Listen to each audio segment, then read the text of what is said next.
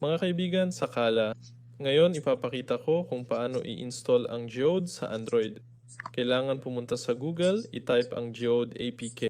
Pagkatapos, hanapin sa GitHub ang release ng Geode Android Launcher SDK. Mag-scroll pababa at i-download ang APK file na ito. I-click at i-download, okay? Halimbawa lang i-download o i-click ang buksan, i-click ang i-install. Nag-i-install na. Pagkatapos lalabas na ang Geode. Ayan na. Buksan natin at mag-a-update na ito sa pinakabagong bersyon. Pagkatapos pwede na nating i-launch. Kung hindi mag-start, pwede nating subukang pumasok dito. Ganito. Isara muna natin ang laro. Buksan ulit. I-click ang settings at hanapin natin ang check updates. Kung walang nakitang updates, balik tayo sa Google. I-type ang Geode, pumunta sa unang site, scroll sa baba, i-click ang source code. Dito kailangan natin ang pinakabagong Geode. Kaya i-click ang install, scroll pababa. Dito i-click ang GitHub release page. Kaya dito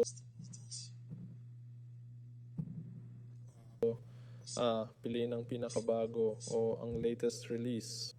Ayan. At dito kailangan natin syempre ng Android file. Ayan na. O anuman sa inyo, kung 64 o 32, piliin natin. Kaya mag-i-install tayo, but mag-download, buksan gamit ang Explorer. Pipiliin ko gamit ang CX, just once, buksan. Ayan. Dito kailangan nating i-extract ito. I-click ang tatlong tuldok, extract all, tapos main storage at hanapin ang Geode. Hahanapin ko ngayon.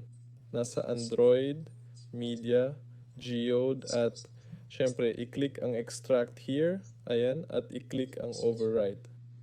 Ayan. Pagkatapos, bumalik tayo sa Geode. Oo. Kung well, syempre, i-reload natin. At subukan ulit. Ayan, tingnan nyo. Nag-update ako. At baka hindi maganda yan. Subukan natin. At hindi gumana sa akin. Kaya kailangan i-off ang automatic updates. Bumalik ako sa Geode. Pumunta sa settings. I-off ang automatic updates. Kaya bumalik ako sa Explorer. Oo. At ulit, syempre, i-overwrite ang file. I-click ang extract, main storage, Android, Media, Geode, at extract here. At syempre ulit overwrite at overwrite.